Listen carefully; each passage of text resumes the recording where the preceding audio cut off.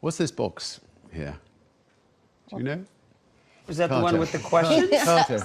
Or is this? You're going to have to. This is so beautiful. I love that. It's so very crystallized. lovely. They and you look like one of our brilliant ladies on from our cruise company. Or Yes. very, very, very nice. I figured it was your favorite color, so well, I wore it. Thank you. I am very touched. So how about you're going to spur our conversation by.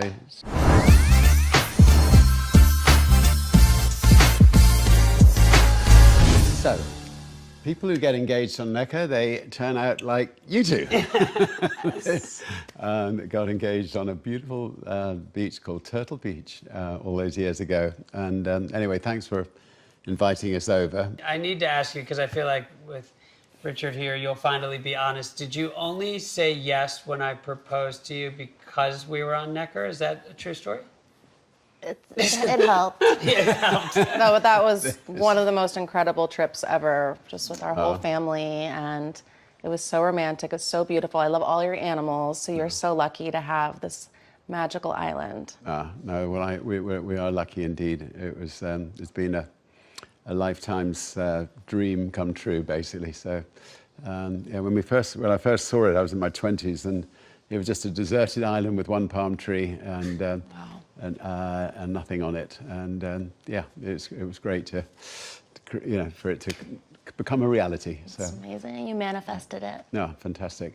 All right. If you could erase one assumption people make about you, what would it be and why?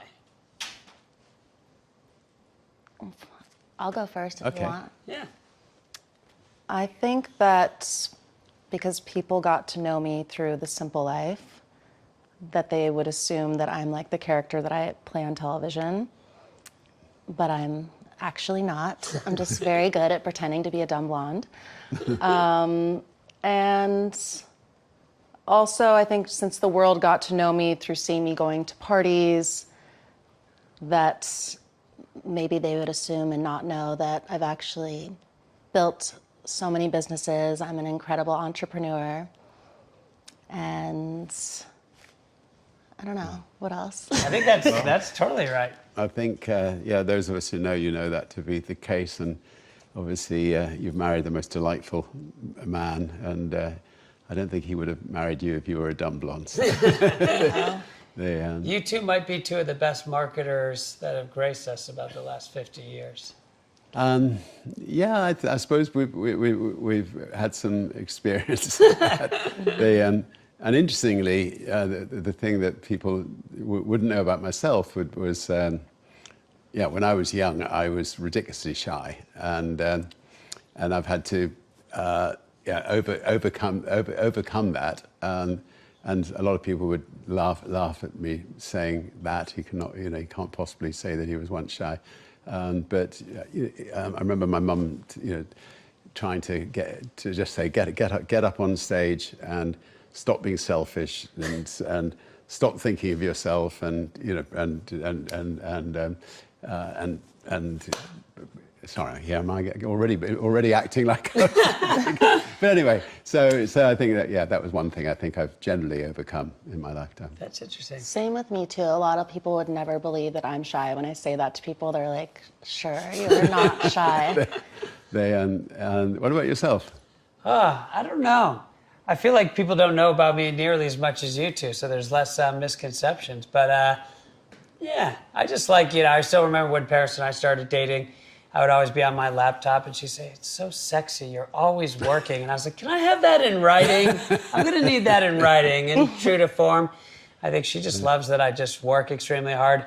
I always tell people I find the harder any of us work in life, the luckier we get. So, people say, "Man, you're so lucky." You're like, it's just hard work after hard work. And yeah, I like that people, I think that about me or know that about me, so. Yeah, I mean, you can't get anywhere in life unless you put your heart and soul into it, I don't think. Okay. How many businesses have you started in your career? It doesn't necessarily mean that they've all been successful, but it is a few hundred. Wow. So, that's amazing. No. Wow.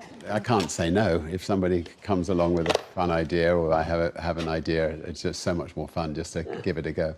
But the first part of being successful is taking shots on goal. Yeah. And you've scored a lot of shots on goal as well, but you got to Yeah. take a lot of shots. Okay. At least you can tell she recycles if she doesn't like it. Okay. Let's put that over here now.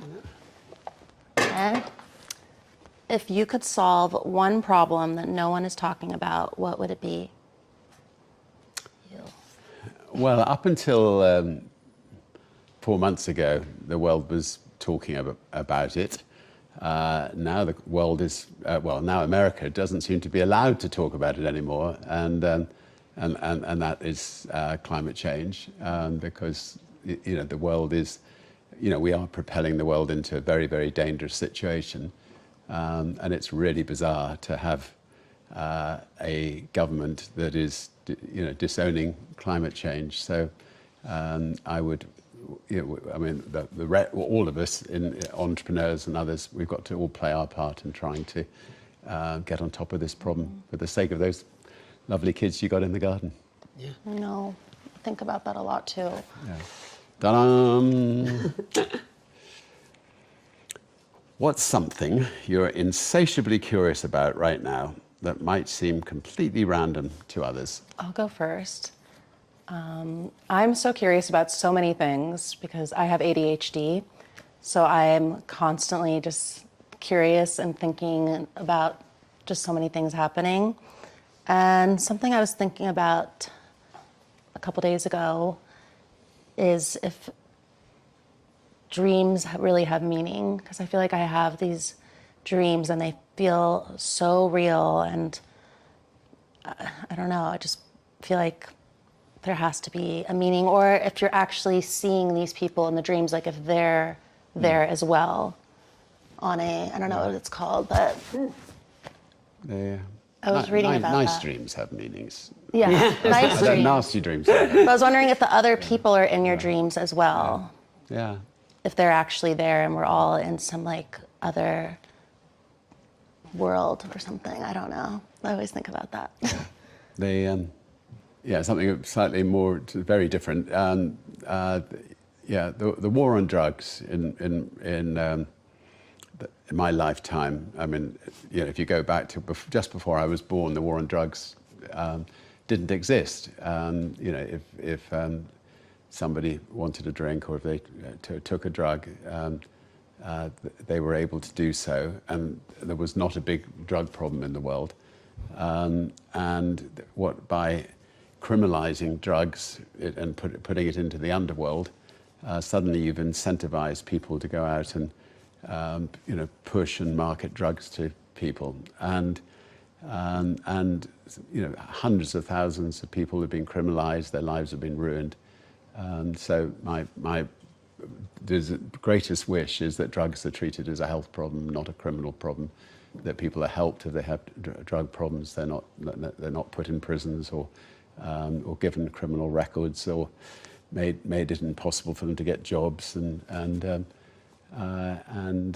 on something called the Global Drug Commission, which has 20 ex-presidents, and we all, with one voice, are trying to get governments to treat drugs as a health problem, not a criminal problem. But anyway, we'll keep working on that. What's the most brilliant thing about you that no one would guess from your public image? I'm a huge undercover nerd, and I'm obsessed with technology and gadgets and just nerdy things. That is definitely true. Very nice. Okay. What rule exists in your industry that you think is completely ridiculous? Well, I'll answer that one. That's a good one for you. Because, You've broken a lot of rules, or so we wanted to launch an airline in America, and I was told because I was English, we couldn't actually own an airline in America. So we were only allowed to own 25% of it, and we launched. And we brought in some venture capitalists for the other 75%. We launched Virgin America, which was, I think, one of the best airlines ever. Mm-hmm. So when they decided that they wanted to sell our airline to Alaska, we couldn't stop it, and Virgin America disappeared inside the States. And And that rule that that English people are not allowed to own an airline in America goes back to 1939, before the Second World War, to stop Germany owning an airline in America, and obviously the big airlines in America have used it to stop us coming in. But so anyway, that's my rule that I'd like to change. I love that airline. That was so much fun. Yeah, no, it was So good. cool. And I think you had a drink on our airline Yeah. all those years ago. Yeah. Yeah. I still remember when we had Vive on Virgin America, but every fun launch event, but I think Virgin America was such a great example of how disruptive you were. There was just nothing that felt like Virgin America, from the, announcements, like the safety briefing, to the mood lighting on the plane, but it was kind of Sir Richard Branson, kind of textbook, like just so disruptive. I mean, I remember I'd be like, oh, I'm only flying there if I can get a Virgin flight, right? It was... Yeah. We've tried to sort of carry it on through, obviously through Virgin Atlantic, but now through Virgin Voyages, the cruise company. And very excited to be in LA today, where we're announcing, bringing Virgin Voyages to LA, and doing Alaska, and doing, Mexico and other places from here. Congratulations. Thank you. The team I think have just created a really fun cruise company, which is similar to Virgin America. It's definitely in the same spirit. But when Paris and I had dinner, I guess you were just launched the first ship in New York. We were just blown away because those little surprise and delight and those little touches on the ship. Thank you. All right, next question. I don't know if you're asking. It really is like a Christmas box. Isn't Yeah, it? exactly. What question do you wish people would ask you instead of the one they always ask? That's a good question. I feel like, I've been the first investor in 14 tech unicorns, and I think people are always asking, oh, how did that company become so successful? And I wish, you could probably relate a little bit, Richard, but I wish people asked, what were the things along the way that got them there, right? Everyone always sees the outcome of something like, Ring Doorbell, which I know you are an investor as well, and say, oh gosh, how amazing it got there. I don't think people focus enough on the process of, to me, all of these great companies or all the successes you've had, it's, being 1% better every day. And if you do that, you're 37 times better by the end of the year. So I feel like people should focus more on the little things along the way, which at the end of the day are the big things. Yeah, no, agreed. Okay, let's see what else we've got here.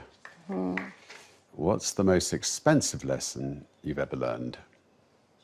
What do you think, Pete? For me, I think trusting the wrong people, letting the wrong people who I should not have had on my team many years ago. I'm so lucky now that I've built an incredible team at my media company, 1111. But I had to live and learn, because especially in LA, it's sometimes difficult to trust everyone, because a lot of people lie or cheat or just do bad things in business. Yeah. So I've learned to only surround myself with people that I can trust and who want to lift me up. Yeah, no, it makes sense. What's the smartest, stupid decision you've ever made? How can you be smart and stupid at the same time? I know yours, Paris. So if I had to answer that, when I got offered to do my reality show, The Simple Life, my parents were like, no, you are not doing that. Do not do something like that, because it was the first reality show, so they had no idea what to expect. And I didn't listen, I did it anyway. And our first premiere night, we had 15 million viewers. Wow. And my mom saw it and called me the next morning, and she said, Paris, I'm never wrong about anything, but I was actually wrong about this. Yeah. You and Nicole are so brilliant on the show. It's the funniest thing I've ever watched in my life. I'm so proud of you. So even though she would have thought it was a stupid decision in the beginning, it was one of the smartest decisions ever. Yeah. All right, Richard, you've done so many iconic things in your life that people probably thought were stupid at the time and that turned out to be genius. What's a few of them? I suspect the most dramatic was attempting to fly around the world in a hot air balloon, and everything that could go wrong went wrong. But it was equally magnificent. I mean, we flew over the Atlantic and Mount Everest and K2 and China and North Korea, who actually opened their doors to let us come through, and the Pacific, and so it was definitely foolish, but absolutely magnificent at the same time. You made it all the way around? So we were successful in crossing the Atlantic. We were successful in crossing the Pacific, and we came almost the whole way around, and we ended up crashing 100 miles off Hawaii in just within reach of helicopters to manage to rescue us. So Wow. that was it was a little bit hairy, but we got there. How long did that take? That was about 15. We were in the air about 14 or 15 days. Wow. And every balloon trip we took seemed to end up in the sea. So I've now become an expert in being pulled out of the sea by a helicopter. For the first time, I was in the North Sea, having crossed the Atlantic, and they lowered the rope down, and I sat on it like you would a swing, and put my hands up, telling them to pull me up. And that's the one thing you're not meant to do. And they just kept dumping me in the sea, dumping me. And then finally they took the risk and pulled me up. But what you're meant to do is get it under your arms. So just so you know, Okay. next time you're pulled out of the sea by a helicopter, make sure it's firmly under your arms so you're not going to be dropped off. Oh my goodness. No, adventures. Adventuring has been very much part of my life, and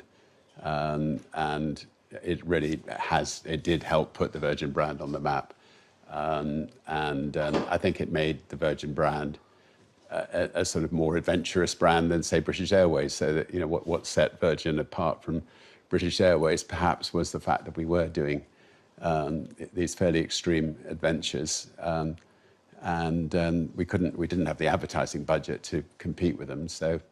And it was a lot more fun. When you are over Mount Everest and you're looking down, and you have to pinch yourself. I mean, it's just I've been very lucky to have these extraordinary adventures. If you could have your dinner with your biggest critic, what would you genuinely want to learn from them? Actually, this is an interesting one. Would you befriend? You were talking about people that have crossed you in the past. Would you befriend an enemy? I think it's probably different in your case, right, Paris? Because if you look back at the 2000s, like just how you and others were treated, I don't know. You always talk about that a little bit. Do you think? I think that if I had to go to dinner with them, I would ask them like what they think and why they think it, and maybe they're assuming things based on just what they think but they aren't true, or maybe learn from something they say and grow from it. Does it get you down? Critics? Did it get you down? In the 2000s, yes, because they were just so vicious, especially to women. Yeah. And I just always felt so judged and misunderstood and underestimated. Yeah. And people didn't know who I really was inside. They just, Yeah. it's kind of like don't judge a book by its cover. Yeah. So I think I have learned as I've got older that to reach out to people that you might have crossed in some form or another in your life, and accept that there's often two sides to the story. they obviously thinking of it in one way, and then I'm thinking of it in another way, and it's been quite, I think, healing just to, I mean, like, the British Airways did something called the Dirty Tricks campaign against Virgin and tried to put us out of business. And after we'd won a big court case, I rang up the chairman of British Airways and invited him for lunch. And I think, he was definitely couldn't quite work out why. But we had a good lunch. We decided then to start some charities, together, and it was a cleansing process. So I think it can work. I mean, it's not easy, but I think life is so short that it's good not to have any enemies out there if one can. But one has to be pretty. It's not easy. Right, last Okay. one. Let's see what we have. Last one. Better be a good one. Right. All three of us will have to answer this. Okay. If you start. If your life was a case study, what would the title be? Oh, if my life were a case study, the title would be, I think, the harder I worked, the luckier I got. My experience has been, I grew up on a dirt road of 800 people, and I just had to be a kind human being who worked hard and used a few brain cells. And I'm just a big believer, if you do that over a long enough period in life, it's pretty amazing what one can achieve. Me, it would be $1 billion fake dumb blonde. turning pain into purpose, because I just passed my federal legislation to protect children, and I've changed 14 state laws. And as a little girl, I could never have imagined I would be able to do that. You should be. Did. You should be very proud of that. And I think that if we have a public persona, putting that public persona to good use is obviously great for the children, but it's also good for ourselves as well. Yes. It's the right thing to do, and makes us feel great, and we can feel good about life. So that's great. I was just trying to think. So I've had 2 books. I had Losing My Virginity, Finding My Virginity. So my final one will have to be.